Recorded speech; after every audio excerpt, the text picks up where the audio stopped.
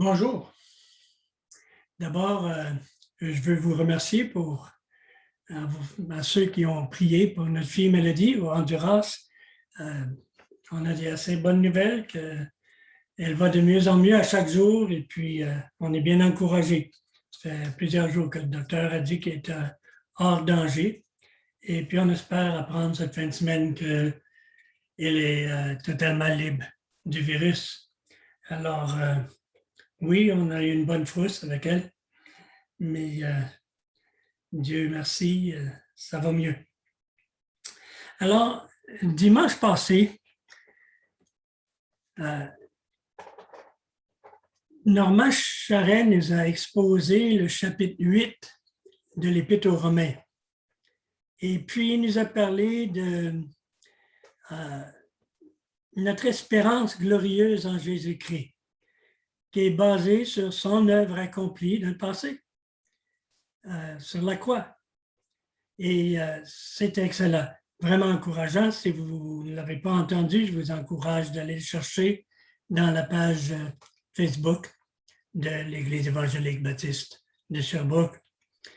Mais ce qu'ils ne savaient pas, c'est que j'avais déjà pas mal commencé à préparer mon message sur Romains chapitre 12 pour ce dimanche. Et puis, ça va bien ensemble. Parce que nous allons examiner dans Romains chapitre 12 de quelle façon nous pouvons vivre maintenant en vue de cette espérance et de cette œuvre passée de Jésus. Alors, c'est un thème important dans l'Épître aux Romains, que la justification par la foi. Et cela veut dire que pour la personne qui croit, Dieu le déclare juste. Il lui impute la justice de Jésus-Christ. Et nous voyons cela expliqué dans les premiers chapitres et développé jusqu'au chapitre 9, 10 et 11 même. Mais dans le chapitre 12, que nous allons examiner ce matin, Paul expose la conséquence de la justice ou de cette justification qui est imputée, c'est-à-dire la vie de justice de la personne qui a déjà été déclarée juste devant Dieu. Et puis, c'est en examinant ce chapitre que nous verrons comment cette justice se vit dans notre comportement. De quelle façon nous pouvons arriver à vivre ça d'une façon pratique. Et le fondement de cette vie transformée aussi que nous allons voir. Donc, nous l'examinerons dans le sens inverse de ce que Paul a présenté. Commençons par lire le passage. Alors, c'est dans Romains chapitre 12, à partir du verset 1. Je vous exhorte donc, frères, par les compassions de Dieu, à offrir vos corps comme un sacrifice vivant, saint, agréable à Dieu, ce qui sera de votre part un culte raisonnable. Ne vous conformez pas au siècle présent, mais soyez transformés par le renouvellement de l'intelligence, afin que vous discerniez quelle est la volonté de Dieu, ce qui est bon, agréable et parfait. Par la grâce qui m'a été donnée, je dis à chacun de vous de n'avoir pas de lui-même une trop haute opinion, mais de revêtir des sentiments modestes selon la mesure de foi que Dieu a départie à chacun. Car, comme nous avons plusieurs membres dans un seul corps, et que tous les membres n'ont pas la même fonction, ainsi nous qui sommes plusieurs, nous formons un seul corps en Christ. Et nous sommes tous membres les uns des autres. Puisque nous avons des dons différents selon la grâce qui nous a été accordée, que celui qui a le don de prophétie l'exerce en proportion de la foi, que celui qui est appelé au ministère s'attache à son ministère, que celui qui enseigne s'attache à son enseignement, et celui qui exhorte à l'exhortation, que celui qui donne le fasse avec libéralité, que celui qui préside le fasse avec zèle, que celui qui pratique la miséricorde le fasse avec joie. Que l'amour soit sans hypocrisie. Ayez le mal en horreur, attachez-vous fortement au bien. Par amour fraternel, soyez pleins d'affection les uns pour les autres. Par honneur, usez de prévenance réciproque. Ayez du zèle et non de la paresse. Soyez fervents d'esprit. Servez le Seigneur. Réjouissez-vous en espérance. Soyez patients dans l'affliction. Persévérez dans la prière. Pourvoyez aux besoins des saints. Exercez l'hospitalité. Bénissez ceux qui vous persécutent. Bénissez et ne maudissez pas. Réjouissez-vous avec ceux qui se réjouissent. Pleurez avec ceux qui pleurent. Ayez les mêmes sentiments les uns envers les autres. N'aspirez pas à ce qui est élevé, mais laissez-vous attirer par ce qui est humble. Ne soyez point sages à vos propres yeux. Ne rendez à personne le mal pour le mal. Recherchez ce qui est bien devant tous les hommes. Et s'il est possible, autant que cela dépend de vous, soyez en paix avec tous les hommes.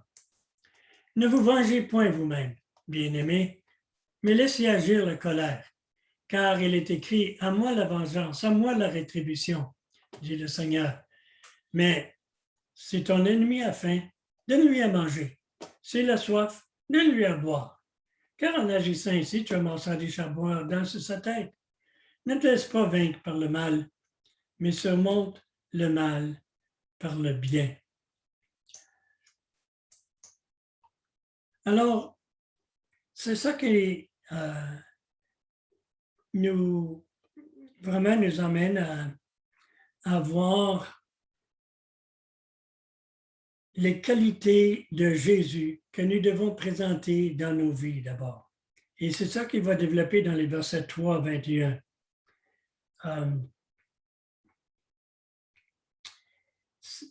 En réalité, ce sont les qualités que Jésus a présentées en grande partie dans le Sermon sur la montagne.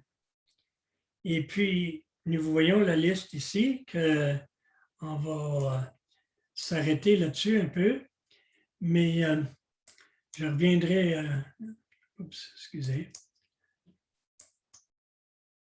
je reviens là-dessus dans un moment, mais il paraît qu'en Asie centrale, ils produisent des melons d'eau qui peuvent peser jusqu'à 270 livres ou 122 kilos. Les cultivateurs mettent un montant excessif de soude dans la terre, ce qui cause une croissance très rapide. Mais ces melons d'eau énormes, ils n'ont pas beaucoup de goût. Les melons plus petits sont beaucoup plus intéressants. Quelquefois, nous admirons une personne pour son importance apparente, n'est-ce pas?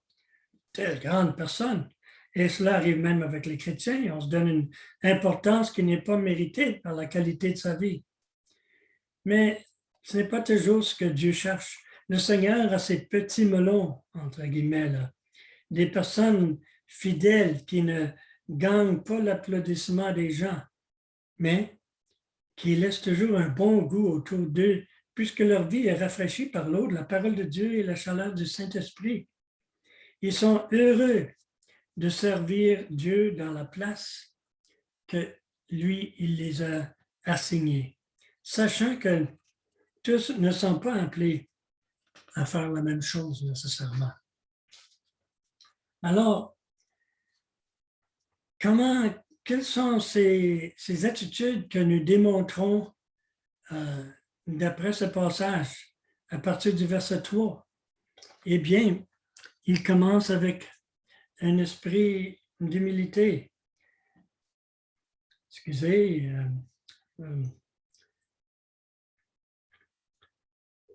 Il commence avec un esprit d'humilité. Au verset 3, par la grâce qui m'a été donnée, je dis à chacun de vous de n'avoir pas de lui-même une trop haute opinion, mais de revêtir des sentiments modestes, selon la mesure de foi que Dieu a départie à chacun. Et puis on peut lire aussi au verset 16, ayez les mêmes sentiments les uns envers les autres, n'aspirez pas à ce qui est élevé, mais laissez-vous attirer par ce qui est humble, ne soyez point sages à vos propres yeux. En autre mot, ce qui caractérise la personne qui marche selon cette justice que Dieu lui a déjà imputée, c'est l'humilité, pas l'orgueil, pas l'arrogance. C'est possible d'être trop grand pour que Dieu t'emploie. Mais ce n'est pas possible d'être trop petit pour que Dieu t'emploie. Un autre aspect que nous voyons, c'est dans l'unité. Au verset 4 et 5, car comme nous avons plusieurs membres dans un seul corps et que tous les membres n'ont pas la même fonction, ainsi nous qui sommes plusieurs, nous formons un seul corps en Christ et nous sommes tous membres les uns des autres. Il ne dit pas nous devrions être membres les uns des autres. C'est que nous sommes tous membres les uns des autres. Alors, on est appelé à démontrer ça.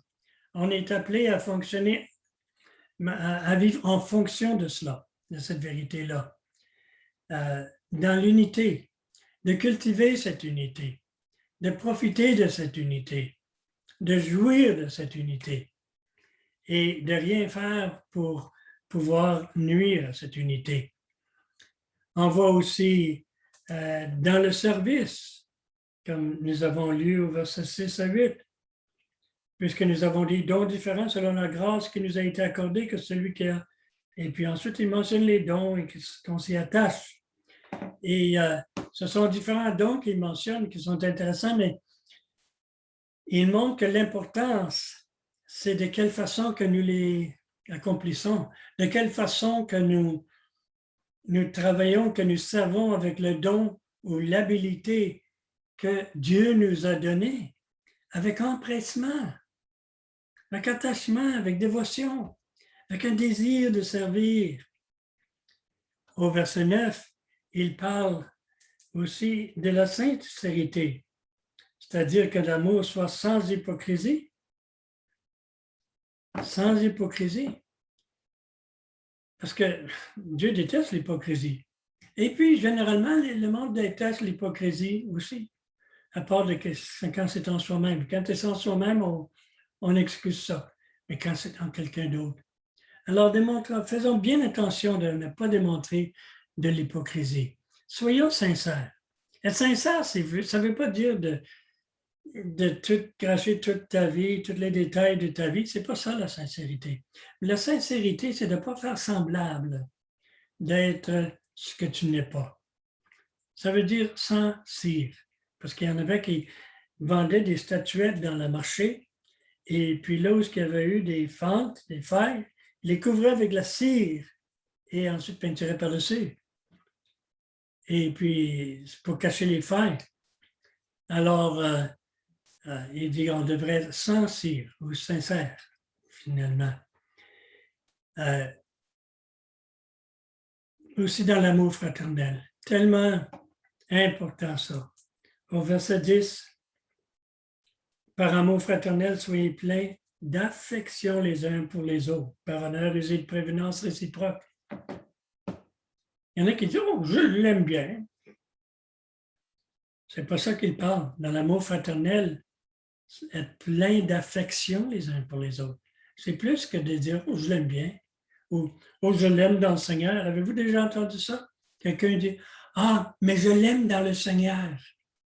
Il est en train d'employer un langage pieux pour couvrir le fait qu'il n'aime pas pantoute. Mais dans le Seigneur, je l'aime. Comme s'il y avait deux manières de l'aimer. Tu l'aimes ou tu ne l'aimes pas? Et il demande de montrer de l'affection. Ça va avec la sincérité, ça, non? Et puis, on devrait montrer et vraiment ressentir de l'affection les uns pour les autres. Au verset 11, « Ayez du zèle et non de la paresse. Soyez fervents d'esprit, servez le Seigneur. » Ça revient un peu sur l'attitude derrière nos dons et nos habiletés, de zéler, d'avoir vraiment un désir de servir. Et puis d'être prompt à servir. C'est ça que ça implique. Un peu comme le zèle que donne l'Évangile de paix. Avant, je pensais toujours qu'il voulait dire le zèle pour prêcher l'Évangile, mais c'est plus que ça. C'est le zèle que l'Évangile nous donne. Le fait d'être prêt à servir.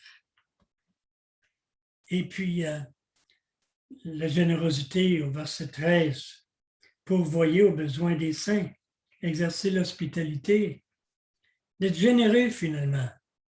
L'hospitalité, c'est pas juste quand on se visite les uns les autres. Ça, c'est de l'amour fraternel. L'hospitalité, c'est quand il y a des besoins et puis on cherche à répondre à ses besoins des autres. Et souvent, ça veut dire recevoir quelqu'un chez nous. Dans le pardon et le bon traitement des ennemis ou des gens qui peuvent nous avoir fait du tort. Au verset 14, bénissez ceux qui vous persécutent, bénissez, ne maudissez pas. Ici, maudire veut dire parler contre. Comme bénir veut dire parler du bien, dire du bien de, maudire, c'est dire du mal de quelqu'un. Au verset 17, ne rendez à personne le mal pour le mal, recherchez ce qui est bien devant tous les hommes. Et au verset 19 à 21, ne vous vengez pas vous-même, bien-aimés, mais laissez agir la colère, car il est écrit, à moi la vengeance, à moi la rétribution, dit le Seigneur. Mais si ton ennemi a faim, donne-lui à manger. S'il a soif, donne-lui à boire. Car en agissant ainsi, tu amasseras des charbons ardents sur sa tête. Ne te laisse pas vaincre par le mal, mais surmonte le mal par le bien. Dans le pardon et le bon traitement envers ceux qui peut-être ne nous ont pas traités aussi bien que ça. Moi, mais je ne mérite pas. Non, moi, je ne mérite pas d'être sauvé ou d'être un enfant de Dieu non plus. Et qu'est-ce que le Seigneur a fait pour moi? Qu'est-ce qu'il a fait pour toi? Si c'était selon nos mérites, on serait mal pris, n'est-ce pas? Dans la solidarité, au verset 15, elle disait, réjouissez-vous avec ceux qui se réjouissent. Pleurez avec ceux qui pleurent. Qu'est-ce qu'il veut dire par cela? D'être prêt à nous embarquer, à nous identifier ou à nous associer au sentiment de l'autre. Par exemple, la personne qui est triste et pleure, on ne s'en va pas pour dire « Hey, non, ça va bien, fais-toi-en pas, ça va aller bien. Encourage-toi, ça va bien aller. » Ça ne va pas l'aider, ça. La parole de Dieu dit « Pleure avec ceux qui pleurent. » Et quand toi, tu pleures, tu sais très bien qu'est-ce que tu as besoin de la part de tes frères dans leur amour fraternel. Tu as besoin que quelqu'un s'asseoir et pleurer avec toi. Et réjouissez-vous avec ceux qui se réjouissent. Quand quelqu'un est tellement heureux de quelque chose, il a été béni, moi, je n'ai pas été béni de même. Non, réjouissez-vous avec ceux qui se réjouissent. Entrez, embarquez dans leur joie. Ça, c'est la solidarité. C'est ça qui arrive quand on aime vraiment. Et finalement, dans la paix, la réconciliation, comme il avait mentionné au verset 18, autant que cela dépend de vous, soyez en paix avec tous. Ce n'est pas toujours possible, parce que la réconciliation, ça demande deux parties. Mais aussi longtemps, autant que ça dépend de vous, soyez en paix avec tous. Bien, toutes ces choses ont été présentées dans l'enseignement de Jésus, en réalité. Et puis, ce sont des choses qu'on voit à travers le sermon sur la montagne en grande partie, peut-être pas chaque détail, là, mais en grande partie des choses qu'on voit dans le sermon sur la montagne. Mais comment est-ce que nous pouvons arriver à vivre comme ça si ce n'est pas dans notre nature, si ce n'est pas facile? Les gens disent, ouais, mais c'est pas mon caractère, ça. Moi, d'être affectueux envers mon frère, c'est pas moi, ça. Ou pleurer avec ceux qui pleurent et je réjouis avec ceux qui se réjouissent. J'aime mieux me tenir avec dans mon petit coin et pas être embarqué dans les émotions des autres. Comment est-ce que je peux faire pour changer? C'est ça la question. Quand ce n'est pas dans ma nature. Eh bien, c'est là qu'il nous vient le prochain point, d'être transformé par le renouvellement de l'intelligence. C'est ce que nous lisons dans le verset 2 de chapitre 12.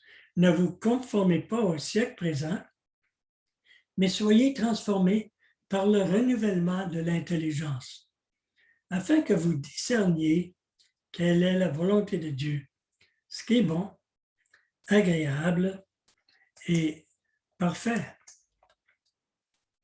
Oups. Alors,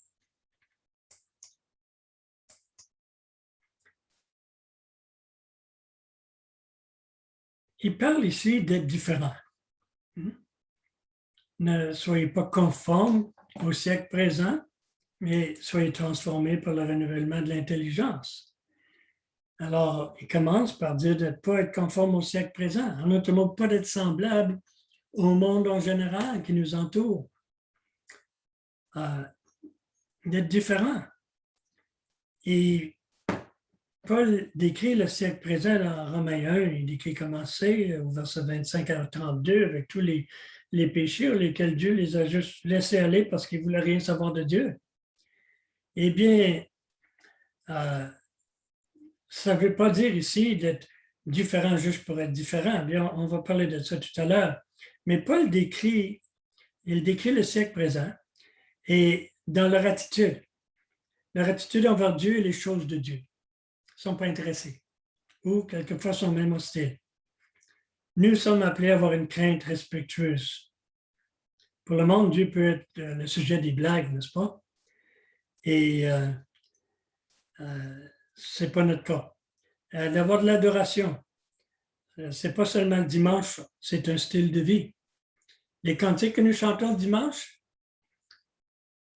sont pour nous aider dans notre adoration, pour nous aider à être des adorateurs durant toute la semaine dans notre attitude. Savez-vous que même quand vous priez pour demander quelque chose, vous êtes en train d'adorer Dieu parce que vous êtes en train de dire que Dieu a la capacité de répondre à ça.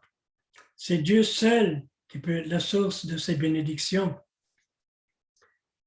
Notre attitude envers Dieu, donc. Notre attitude envers les frères doit être différente aussi. Ça doit être avec amour et affection, comme nous avons vu tout à l'heure. Aussi, mettre les autres avant soi. Vous savez, quand on lit le premier épître de Jean, ce que je vous encourage à faire, c'est une preuve qu'une personne est née de nouveau, le fait que nous aimons les frères. Les frères, c'est générique, hein? Les frères et les sœurs. De nos jours, il faut spécifier, on a des problèmes avec l'expression générique. Mais c'est pas juste exhorter à aimer les frères, mais c'est la marque d'être vraiment converti. Si tu n'aimes pas du tout les croyants, tu dois t'arrêter, ça serait bon de t'arrêter et de poser la question, es-tu vraiment dans la foi? Paul nous invite dans 2 Corinthiens 13 à se poser cette question-là. Dans notre attitude envers l'Église, un désir d'être dans l'Église, de prendre soin de l'Église, d'édifier, c'est-à-dire encourager, bâtir l'Église. C'est que des fois, on pense que l'Église, c'est un à côté. Moi, j'aime Dieu, l'Église, ça ne veut rien dire pour moi. Excusez-moi là, mais quelqu'un qui rejette ma femme me rejette aussi. L'Église, c'est l'épouse de Christ. Et puis, l'Église locale, constamment, à travers le Nouveau Testament, est soulignée. Même la plupart du Nouveau Testament est écrit directement, s'adresse directement à l'Église, à des églises locales. J'aimerais vous encourager vraiment maintenant que les choses sont en train de se calmer un peu, si c'est du tout possible pour vous, d'assister de manière présentielle aux réunions de l'Église. Je sais qu'il y a des personnes qui encore, à cause de certaines difficultés de santé, ils ne peuvent pas prendre aucun risque. Mais pour la plupart de nous, parmi nous, à l'Église, avec les masques, la distanciation, nettoyer les mains avant de rentrer, suivant toutes les consignes qui nous sont données, et puis Marc-André nous les rappelle constamment. Je crois qu'on peut assister en toute sécurité. Et puis, ta présence à l'Église va encourager les autres. Porter un masque, ça n'empêche pas que tu sois un encouragement pour les autres. Oui, mais pas confortable. Non, Jésus n'était pas confortable sur la croix non plus. Non, vraiment, ça c'est la moindre des choses, il me semble, non? C'est pas une grosse affaire. Oh, peut-être d'accord ou pas d'accord avec les consignes, ça c'est pas la question. Mais nous allons les respecter. Et puis, je crois que c'est pas un gros fardeau, ça. Mais de pouvoir assister et être un encouragement pour les autres, et puis d'être encouragé par les autres aussi. Croyez-le, ça va vous faire du bien. Et sinon, ça va faire du bien aux autres, que vous soyez là. Notre attitude envers le monde aussi. Le premier chapitre, c'est-à-dire le premier épître de Jean, chapitre 2, il parle de cela. C'est que là, c'est une attitude négative que nous avons, pas envers les gens. On aime les gens du monde. Mais on a des désirs qui sont différents des désirs du monde. Et il ne s'agit pas ici des modes où le chrétien n'est normalement pas vraiment un esclave des modes comme tel, mais comme je dis, il ne s'agit pas de différence simplement pour être différent. Habille-toi à la mode si c'est décent. Pas de problème avec ça. J'espère qu'on soit raisonnable dans nos priorités, que ce soit priorités financières et tout. Là. Il y en a qui veulent être tellement au dernier cri qu'ils sont en train d'acheter du linge à tout bout de champ, puis ils ne sont jamais satisfaits, non? Ou les meubles ou d'autres choses. Mais alors, ce qui est différent, ce n'est pas notre manière d'habiller. Ce n'est pas notre manière de se peigner. Ce qui est différent, c'est notre attitude, nos priorités. Qu'est-ce qui est important? Qu'est-ce que nous priorisons? Quelles sont nos valeurs dans la vie? Ils sont différents de ceux du monde. Vous devrez l'être au moins. On a une différence aussi en action. On devrait l'avoir. Les œuvres, les bonnes œuvres. On n'est pas sauvé par des œuvres.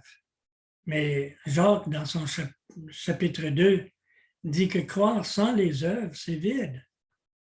Si vraiment nous croyons, nous allons produire des bonnes œuvres.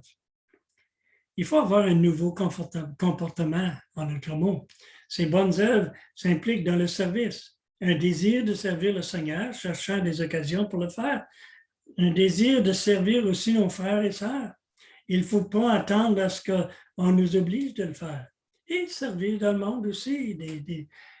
Quand le monde, en passant, fait des bonnes œuvres, c'est pas péché d'embarquer avec et de les aider, de les appuyer. Et puis, vous n'êtes pas en train d'être comme le monde. Vous êtes en train d'être comme Jésus. En réaction envers les circonstances, envers les personnes, dans les conflits, comment est notre réaction, comme nous avons vu tout à l'heure déjà. Ça devrait être différent de ce que c'était autrefois. Différent de ce qu'on trouve trop souvent dans le monde. Je ne suis pas en train de dire que chaque personne dans le monde fait le contraire, tout au contraire. Mais ce que nous pouvons voir en grande partie dans le monde, nos réactions devraient être différentes quand il y a des conflits. Comment est ta vie?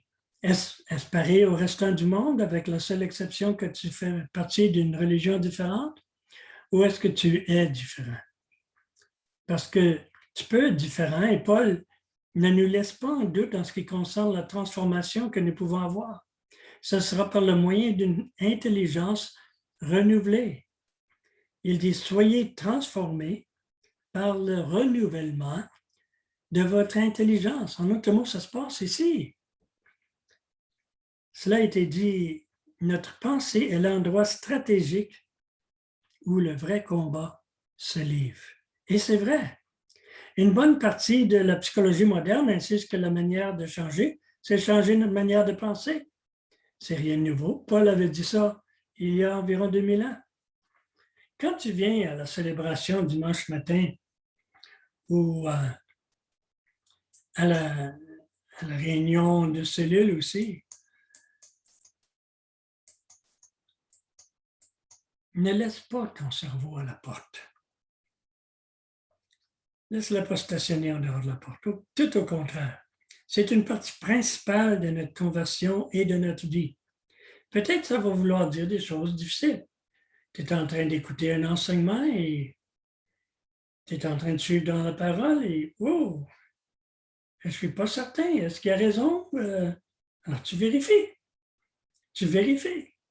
Tu analyses. Mais pas seulement ça. Tu prends cet enseignement et tu dis, si c'est comme ça, donc, comment est-ce que ça affecte ma vie? Et puis, en autre mot, utilise ton cerveau. Tout simplement, je ne parle pas d'aller là avec une attitude critique négative, là. Tout au contraire. Mais laisse pas ton cerveau à la porte. Dieu veut que tu utilises ton intelligence.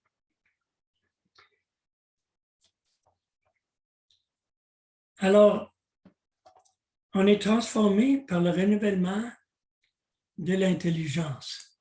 Et on est transformé ou renouvelé par l'information sur l'Évangile que l'apôtre Paul nous a donné au sujet du péché, au sujet du salut par grâce, par la foi en Christ, mort à la croix pour nous, au sujet de l'élection libre et souveraine que Dieu fait. Toutes ces choses-là affectent notre être. Et nous voulons venir à les comprendre. Vous savez, dans Osée, le prophète Osée, dans le chapitre 7, verset 13, Dieu dit de son peuple, « Moi, je les délivrerai bien, mais eux, ils tiennent à mon sujet des propos mensongers. » Mal connaître Dieu, c'est mal se connaître soi-même et c'est un esclavage. La vie éternelle, Jésus a dit, c'est de connaître toi le seul vrai Dieu, n'est-ce pas? Et celui que tu as envoyé. Malheureusement, il y a dans le monde toutes sortes de faux enseignements qui passent pour être chrétiens. Toutes sortes de mensonges. Et c'est pour ça qu'il faut regarder ça d'une manière critique et pas se mettre à écouter tout ce que nous entendons ou voyons sur YouTube. Grand prédicateur d'une église de tant de mille personnes, etc., etc. Et puis, il dit, Dieu m'a dit que...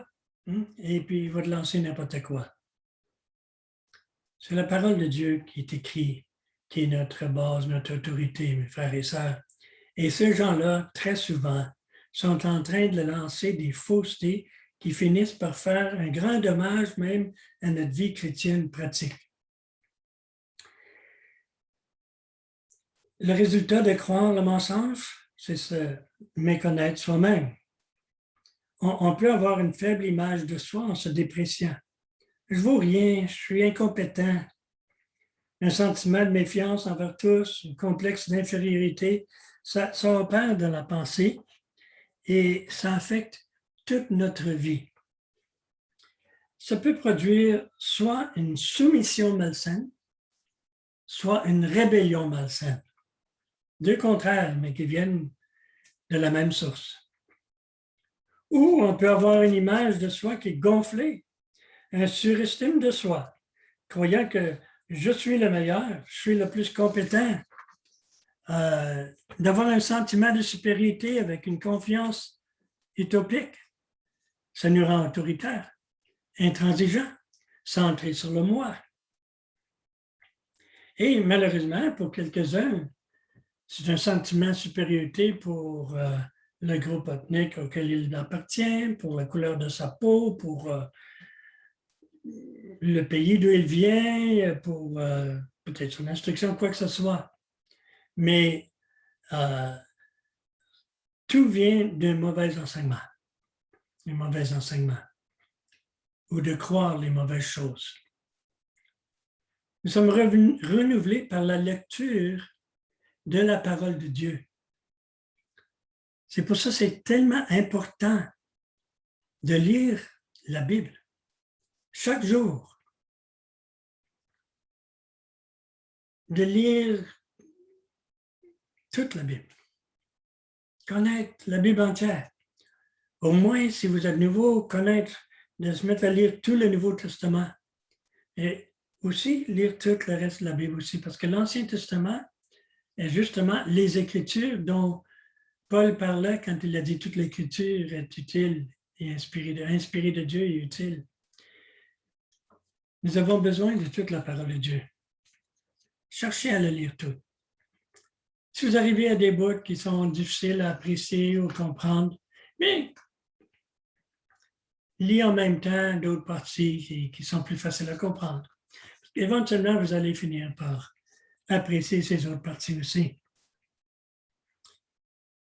Une très longue lecture un jour, ça ne sert pas nécessairement pour le restant de la semaine en passant. Vous savez, dans le désert, quand Dieu leur a envoyé de la manne au peuple d'Israël pour qu'ils mangent, il fallait qu'ils sortent l'en ramasser chaque jour. Il y en avait quelques-uns qui ont décidé d'en ramasser pour le lendemain aussi. Ça ne marchait pas, ça s'est pourri. Parce que Dieu voulait qu'ils ramassent chaque jour. Et je crois que la Bible est comme ça. On a besoin de se nourrir de la parole de Dieu chaque jour. Aussi par la prédication de la parole de Dieu. Il ne suffit pas de connaître les vérités de la Bible intellectuellement. Il faut absolument que ces vérités soient appliquées à nos cœurs. Et la prédication est une manière très importante par laquelle nous cherchons à faire cela. Par la prédication de sa parole, Dieu accomplit son œuvre dans nos vies. Une vie qui n'est pas régulièrement exposée à la prédication de la parole peut finir par boiter sérieusement, devenir sec, devenir beaucoup de connaissances de la Bible, mais pas beaucoup de vie. Par la méditation de la parole de Dieu, j'ai dit tout à l'heure la lecture, mais la méditation, cherchant à comprendre et de voir comment la mettre en pratique aujourd'hui. Est-ce que ton intelligence ou ta pensée se renouvelle? La personne dont l'intelligence est renouvelée saura discerner la volonté de Dieu. C'est pour ça que notre texte disait aussi, afin que vous discerniez quelle est la volonté de Dieu, ce qui est bon, agréable et parfait. Pourquoi ça? Pourquoi est-ce qu'il met ça dans le même contexte que d'être transformé par le renouvellement de l'intelligence?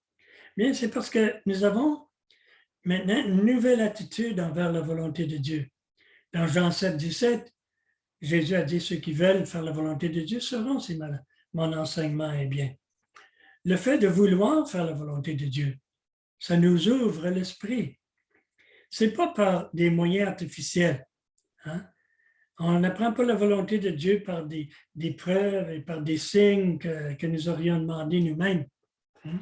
L'histoire de Gédéon et la toison, ben, l'histoire, c'est intéressant, on peut apprendre quelque chose là. Mais remarquez que c'était la seule toison que Gédéon a faite dans sa vie. Là. Et ce n'était pas nécessairement une preuve de foi non plus. Ça nous enseigne quelque chose au sujet de Dieu et sa miséricorde. Mais si on passe notre temps à vouloir demander des signes de Dieu, on n'est pas en train de montrer de la foi et on est en train d'essayer de faire un raccourci. Quand Dieu veut transformer nos cœurs, il veut transformer notre intelligence pour que naturellement, à travers les circonstances, dans la prière, nous pourrions savoir quelle est la volonté de Dieu. Oh, si c'est un choix de carrière, un choix de quel auto acheter, ou quelle maison, quelle ville, ce sont des grandes choses qu'on voudrait que Dieu nous montre. Mais vous savez, ces grandes choses-là sont peut-être pas aussi importantes que toutes les petites choses de tous les jours où Dieu veut nous montrer sa volonté. Il nous le montre dans sa parole, il nous le montre par son esprit. Et ce sont ces petites choses-là qui finissent par avoir un impact, un fort impact sur le monde autour de nous et dans nos propres vies, évidemment. Alors, il s'agit d'avoir dans notre cœur un chemin ouvert pour Dieu, vers notre pensée. Et c'est aussi parce que nous connaîtrons la volonté de Dieu qui a déjà été révélée dans la Bible. Il s'agit que ça vaille la peine pour Dieu de révéler sa volonté. Si tu obéis à ce que tu sais déjà, bien, ça vaut la peine que Dieu t'en fasse savoir plus.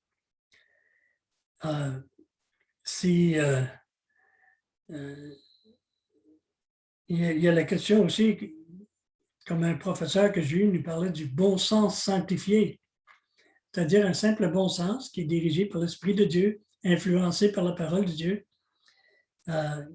C'est ainsi que l'Esprit de Dieu nous donne, nous aide à apprendre à lire les circonstances de la vie. On apprend à interpréter les Écritures et on sait choisir des conseils appropriés aussi Parce que la Bible parle de chercher des conseils aussi. Mais quelle est la base de cette transformation? Comment est-ce que cela peut venir de notre intérieur? Est-ce simple un truc psychologique? Je ne pense pas. Je ne pense vraiment pas. Je crois qu'il y a quelque chose de beaucoup plus important là. Et c'est ça qui nous arrive à notre troisième point, mais qui était le premier point que Paul a souligné. C'était dans le premier verset de nous offrir à Dieu. Vous savez, il y avait les sacrifices de l'Ancien Testament qu'on offrait. Et Paul parle ici de nous offrir comme sacrifice à Dieu.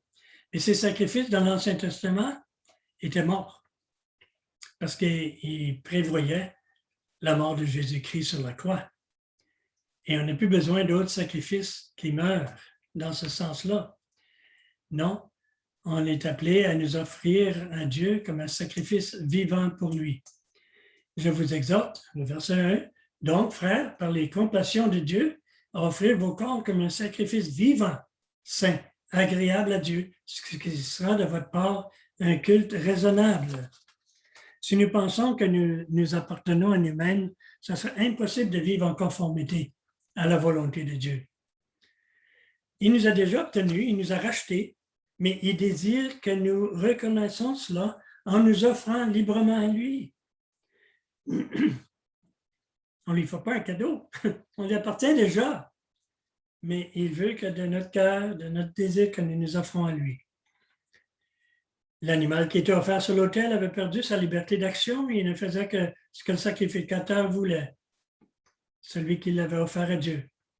F.B. Meyer a parlé d'un point tournant dans sa vie spirituelle. Il avait peur que s'il laissait sa vie entièrement entre les mains de Dieu, que cela pourrait virer mal pour lui.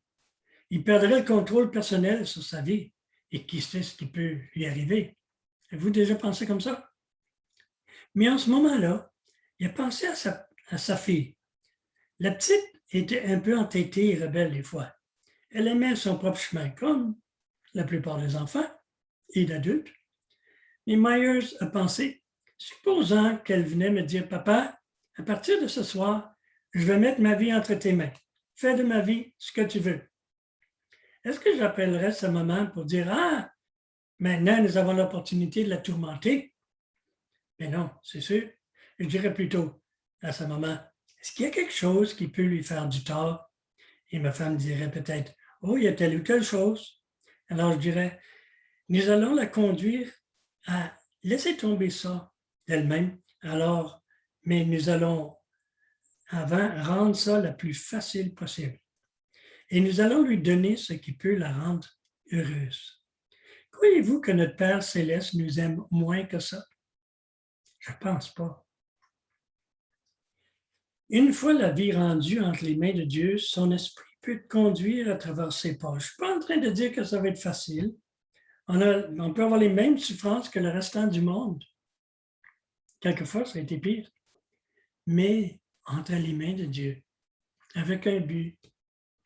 On sait que Dieu n'agira pas d'une façon qui peut nous faire du tort. C'est comme Norma Charret a mentionné la semaine passée, quand il dit toutes choses concourent au bien de ceux qui aiment Dieu, qui sont appelés selon son dessein. Le dessein de Dieu, c'est de nous rendre à l'image de Jésus. Alors, toute chose va concourir au bien pour nous rendre à l'image de Jésus. Alors, c'est lui qui va renouveler ton intelligence et tu pourras discerner sa volonté.